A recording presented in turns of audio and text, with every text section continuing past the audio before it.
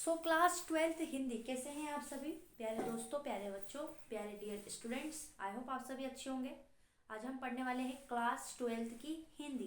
तो हिंदी में सबसे ज़बरदस्त क्या है, तो ये है सबसे ज़बरदस्त ये है। तो हम लोग देखिए हिंदी से सब्जेक्ट से रिलेटेड पढ़ रहे हैं। 7 प्रश्न लेकर आए हैं आपके लिए। आईएमपी प्रश्न है और बैठेंगे ही बैठेंगे, 100% बैठेंगे। आप चाहे बिहार बोर्ड से कर रहे हो, चाहे एमपी बोर्ड से कर रहे हो, चाहे यूपी से कर रहे हो, कहीं तक के भी बच्चे कर रहे हो, आपको ये प्रश्न बैठने ही वाले हैं। तो आपको अभी करना क्या है, प्रश्न क्या है ना। प्रश्न हमारे को क्या कह रहा है कि इंटरनेट पत्रकारिता है क्या।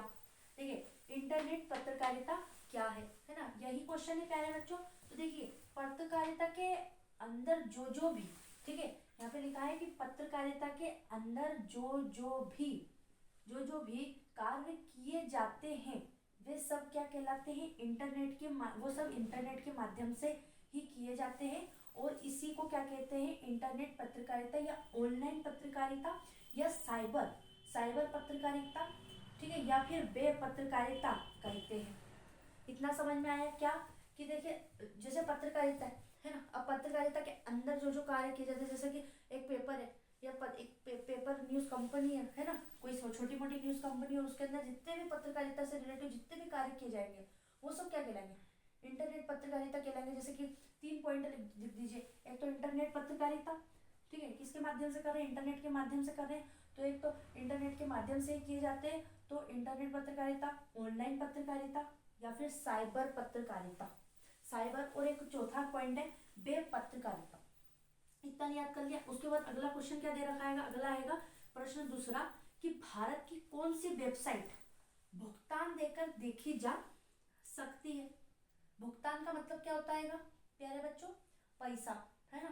पैसा देकर के क्या करी जा सकती है कि भारत की कौन सी साइट है जो देखी जा सकती है, तो वो है इंडिया टुडे। कौन सी साइट प्यारे बच्चों, इंडिया। हमारा देश, हम कहाँ पे रह रहे हैं, हम कौन सी कंट्री से बिलोंग करते हैं, इंडिया से करते हैं। तो नाम याद कर लो, आसानी से याद हो जाएगा, इंडिया टुडे। कैसे याद हो गया नाम भैया, इंडिया टुडे, वरना हम कौन सी कंट्री में रह रहे हैं, इंडिया में।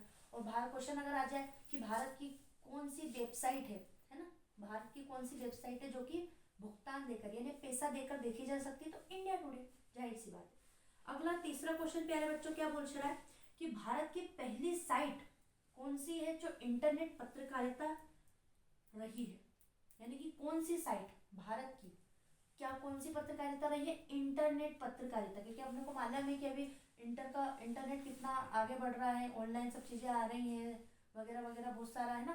तो इंटरनेट आज के युग में बहुत तेज़ी से आगे चल जा रहा है ना। तो इसलिए इंटरनेट पत्रकारिता रही है कौन सी, भारत की पहली साइट, वो है रिडिफ।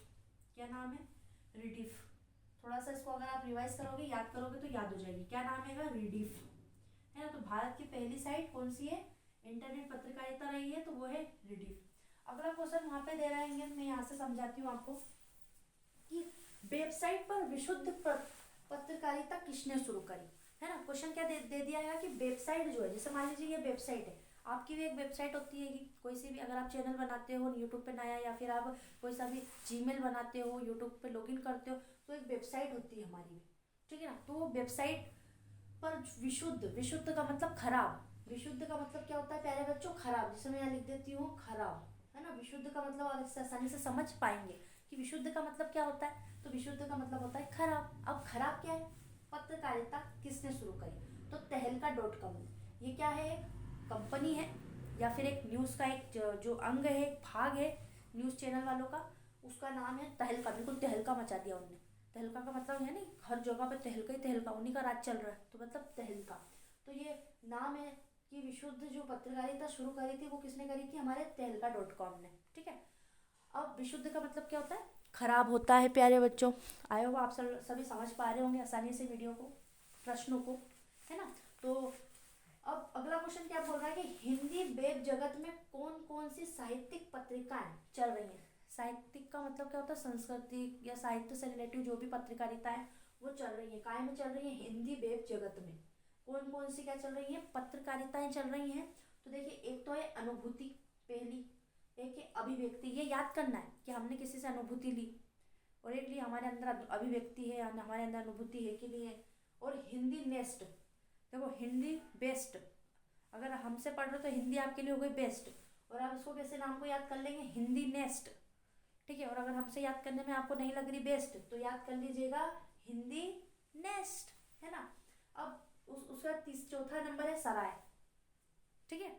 सराय का मतलब क्या होता है, कोई भी रहने खाने पीने का एक स्थान, उसको क्या बोलते हैं, सराय। तो इस प्रकार से याद कर लीजिएगा सराय का मतलब क्या होता है। तो अनुभूति, किसी चीज़ से हमने अनुभूति ली, है ना, जैसे आप ये वीडियो देख रहे हो तो आपने इससे कुछ शिक्षा ली तो अनुभूति हो गई। अभिव्यक्ति मतलब हमारी खुद की अभिव्यक्ति, ठीक है, किसी चीज़ के लिए हमारी अभिव्यक्ति जाहिर हो रही है, तो अभिव्यक्ति। हिंदी नेस्ट हमने पढ़ा है बेस्ट, हिंदी हो गई आपके लिए नेस्ट। अब सराय का मतलब क्या होता है, तो कहीं पर भी रहने खाने के लिए कुछ टाइम के लिए कोई सुविधा, उसको क्या बोला जाता है प्यारे बच्चों, सराय बोला जाता है। तो इस टाइप से आप इसको भी याद कर लीजिएगा। अब छठा क्वेश्चन क्या बोल रहा है, ये तो पांचवा क्वेश्चन था, छठा क्वेश्चन क्या बोल रहा है कि रेडियो द्वारा प्रसारित समाचार हमारे पास किन माध्यमों से पहुंचते हैं। रेडियो पर जो समाचार पहले के समय में क्या होता था कि हम टीवी नहीं था, कीपैड एक मोबाइल हुआ करता था, और हम न्यूज़ देखा करते थे तो सिर्फ और सिर्फ रेडियो से देखते थे और एक न्यूज़पेपर से देखते थे। दो दो ही संसाधन थे उस वक्त देश दुनिया की खबर जानने के लिए। तो जो रेडियो पर जो उस समय जो प्रसारित समाचार आता था या फिर अभी भी आता हो हमारे पास में, तो किन माध्यमों से पहुंचते हैं, तो एक तो शब्द और आवाज़ के माध्यम से पहुंचते हैं, जाहिर सी बात है, इसमें तो कोई शक ही नहीं है ना। शब्द और आवाज़ के माध्यम से ही पहुंचेंगे ना, कोई दूसरी कोई चीज़ से तो नहीं पहुंचते। हाँ एक और चीज़ है, इंटरनेट के माध्यम से भी पहुंचते हैं, ठीक है, लेकिन अभी उनको इतना ऐड करने की ज़रूरत नहीं, बट आप ऐड कर सकते हो कि इंटरनेट के माध्यम से भी पहुंचते हैं। बट ये महत्वपूर्ण पॉइंट है कि रेडियो द्वारा प्रसारित समाचार हमारे पास किन माध्यमों से पहुंचते हैं, तो वो शब्द और आवाज़ के माध्यम से पहुंचते हैं। मैं बोलती हूँ, है ना, उसमें भी ऐसे ही होता है, रेडियो में भी कोई बोलता है, ठीक है ना, तो वो बोल रहा है, शब्द और उनकी जो आवाज़ है वो हम क्या कर रहे हैं, सुन रहे हैं। तो किसके माध्यम से, शब्द और आवाज़ के माध्यम से क्या पहुँच रहे हैं, रेडियो द्वारा प्रसारित समाचार हमारे पास पहुँच रहे, ठीक है। तो ये आप कर लीजिएगा, दो दो नंबर में आएगा, ये 3 नंबर में भी आ सकता है, 1 नंबर में ऑब्जेक्टिव में भी आ सकता है, एक वाक्य में भी पूछा जा सकता है। अब देखिए अगला क्वेश्चन 7वां क्या पूछ रहा है हमसे कि संपादन का क्या तात्पर्य है। अब संपादन का क्या तात्पर्य है, देखिए संपादन का मतलब क्या होता है, किसी भी चीज़ को खराब करके, खराब है तो अच्छा कर देना, है ना, और अच्छे से अच्छा कर देना, वो क्या कहला देता है, संपादन कहला देता है। अब संपादन क्या होता है, तो किसी लिखित सामग्री को, है ना, कोई चीज़ लिखी हुई है, जैसे मान लीजिए आपने बोर्ड पर पूरा पॉइंट लिख दिया है, अब ये इसमें कुछ गलत है, कुछ मिस्टेक है या त्रुटि विहीन, यहाँ पे लिखा है ना, किसी लिखित सामग्री को त्रुटि विहीन करके। त्रुटि विहीन का मतलब क्या होता है, खराब सामग्री। त्रुटि विहीन का मतलब क्या होता है, खराब। आप मोबाइल के अंदर कोई भी सेटिंग ओपन करते हो कभी सभी त्रुटि विहीन करके ऐसा कोई ऑप्शन आता है, तो वो क्या है, खराब है, डैमेज है ना, उसको क्या बोला जाता है, त्रुटि विहीन बोला जाता है हिंदी की भाषा में।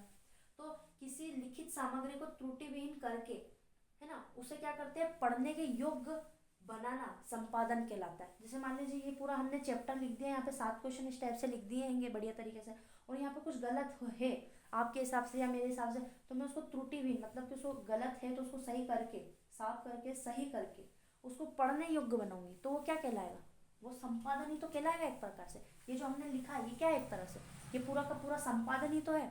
तो आई होप आपको ये समझ में आ गया होगा ये 7 क्वेश्चन, ठीक है। और अगर आपको अच्छी तरह से समझ में आए हैं प्यारे बच्चों, तो प्लीज़ वीडियो को एक लाइक एंड सब्सक्राइब जरूर कीजिएगा। और ये 7 क्वेश्चन आपके एग्जाम में बैठेंगे और आप अच्छे से रिवाइज करिएगा। 3 महीने में बैठेंगे, 6 महीने में बैठ सकते हैं, और 12 महीने में तो बैठेंगे ही बैठेंगे। तो ये IMP क्वेश्चन है, ये मैं यहाँ लिख देती हूँ IMP क्वेश्चन, ठीक है, ये IMP क्वेश्चन है प्यारे बच्चों, ठीक है, एंड आंसर है। तो आप ये याद करिएगा, बहुत अच्छे तरीके से याद करिएगा। इसमें अगर आपने ये वीडियो पूरा ही देखेंगे तो अच्छे से याद हो जाएगा आप लोगों को, ठीक है। तो फिर मिलते हैं हिंदी के चैप्टर में किसी और नेक्स्ट वीडियो में, तब तक के लिए बाय बाय प्यारे बच्चों।